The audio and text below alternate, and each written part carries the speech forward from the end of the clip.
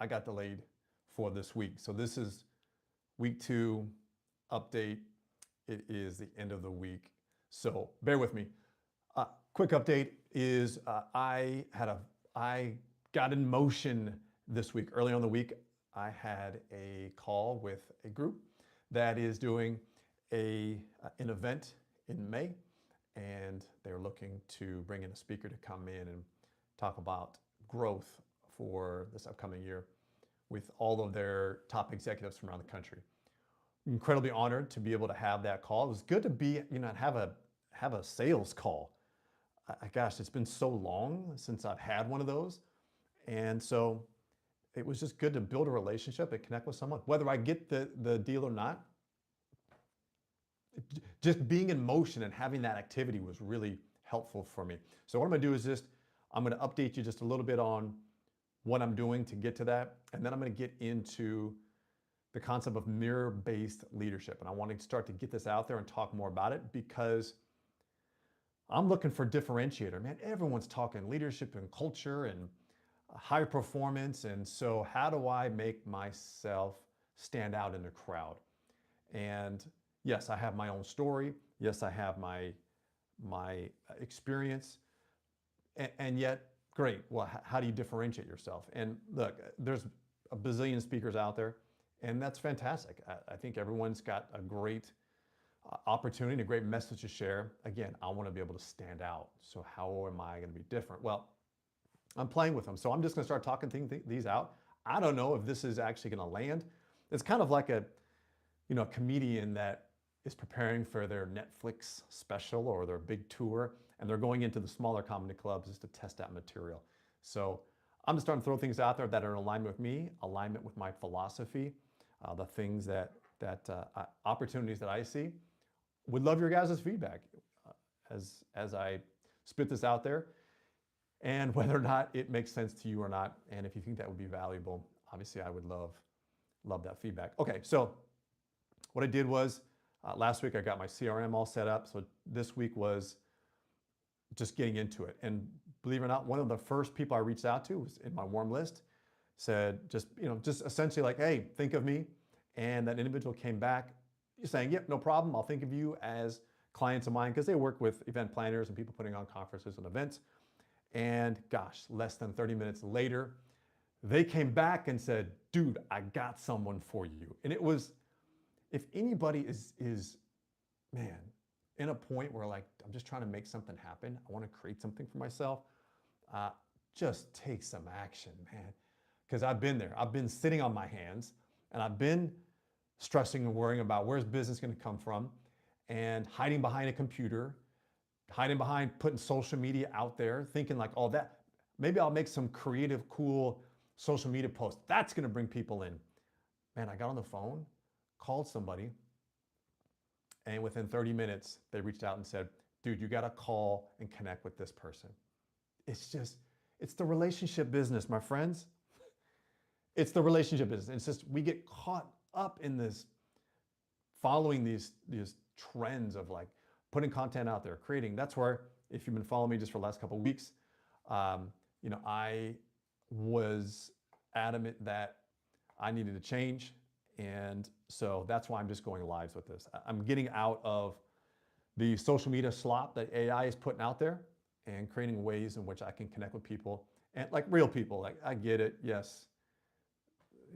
There's going to be people who jump on my lives here saying wild things like just now, and whatever, man. Hey, that's great. If that's how you want to spend your time. But me, I want to just get better and communicate and put it out there. And at some point, building relationships, I'll meet someone here. Hey, I saw you live. I got some ideas. Boom, let me connect with some people, and vice versa. So that's my intention behind it. All right. So I made that call. So sure enough, I actually held the date. So I told the event planner, I'm going to hold the date for you. So on my calendar here now, I have speaking engagement number 2 set up, and that is for May. Now, obviously, it still needs to be pitched to the team, to the directors, and who knows? Maybe I'll get the gig, maybe I'm not. But I'm in motion. I'm having sales conversations, and this is where if you're feeling stagnant, like I have been, you just got to get back in motion And that's my whole intention behind that. All right, that's the quick 4-minute update. All right, now let's get into mirror-based leadership. Now, this is something that I've been working on and kind of fleshing out. And it's really just the idea of leaders essentially get caught up in managing strategies. Think of it like the iceberg, right? The X's and O's of leadership, of sales, of culture is usually what lies above the water if you think about the iceberg. And above the iceberg is strategy, is tools. And for a lot of leaders, I'll take sports coaches, for example. It's like, how can I make my athletes bigger, faster, stronger? Like that's, how can I create, going back to the business side of things, how can I get my sales team to learn how to close better or build some more rapport, get more leads? And how do we get AI to help simplify it, make it easier? And so, look, yes, those are tools out there and tools that may simplify, AI has not simplified my life yet. In fact, I have gone all in and trying to understand it and how to incorporate it into community and accountability. So it hasn't simplified anything yet.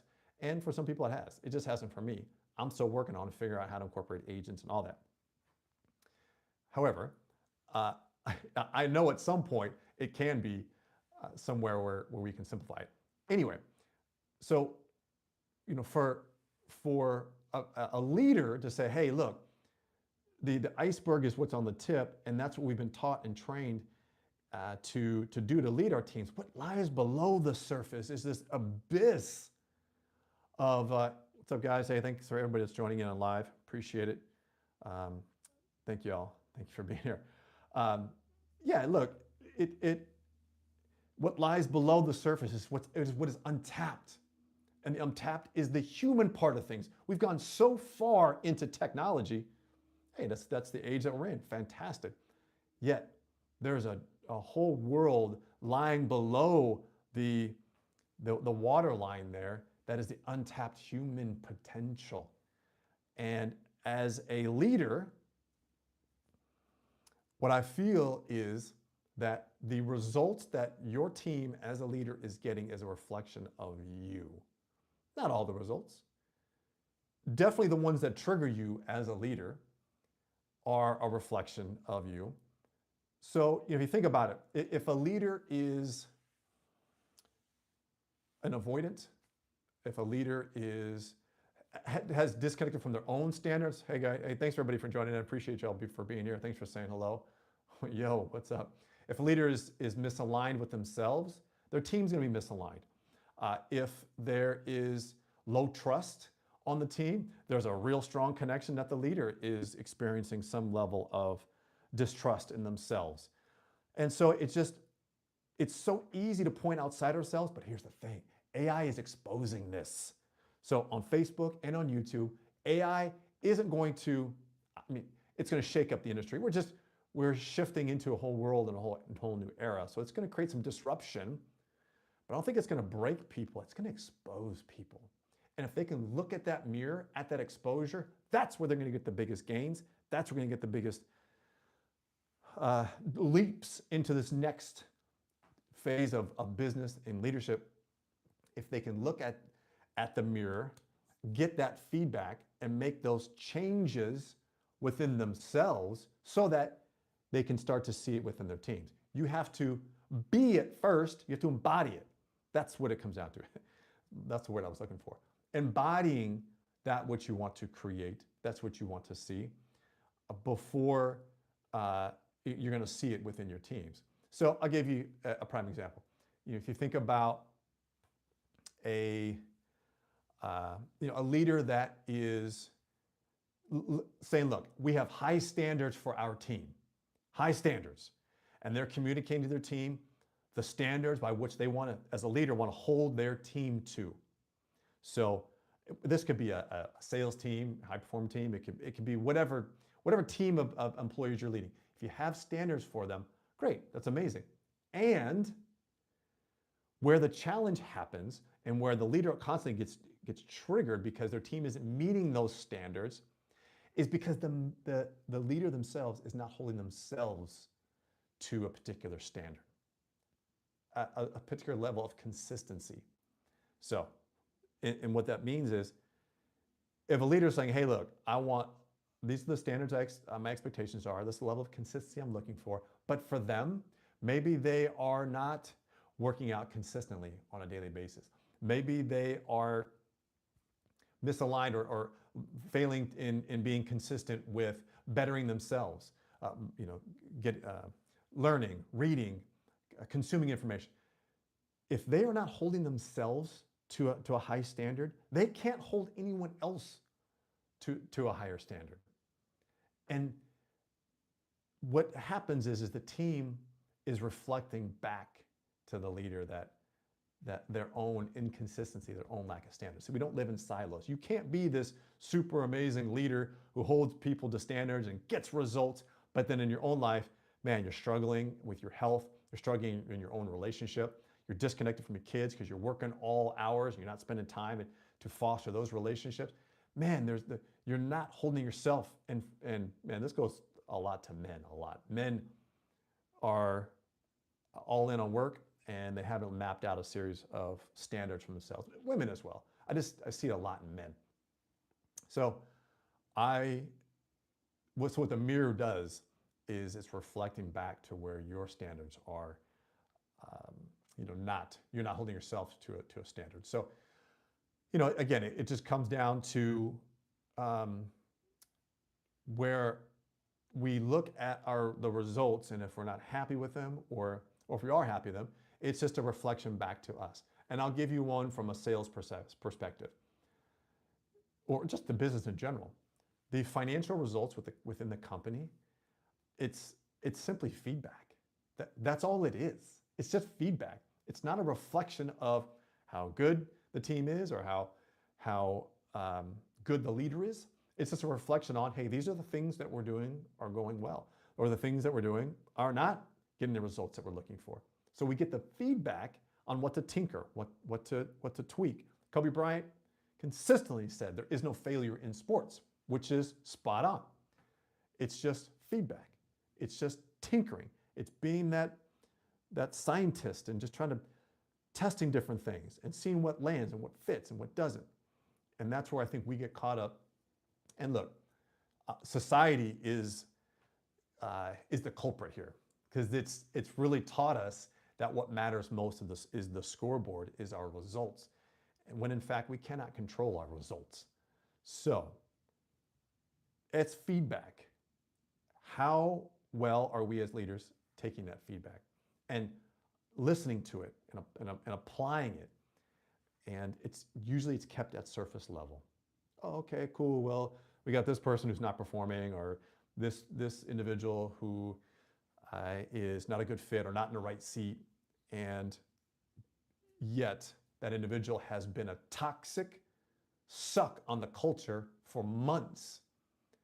And it's easy to point that, well, they're a toxic suck on this culture and blah, blah, blah. Yet the leader is not taking ownership and responsibility to say, okay, if there's a toxic individual on this team, it's a reflection of me tolerating that. Me not developing a system or a set of standards that allows that to even fester, to be even created and continue to foster throughout the environment. So, it's something that, we as leaders are often blinded to, because it's easy to point our fingers outside of ourselves. It's on them. Man, that was a bad hire.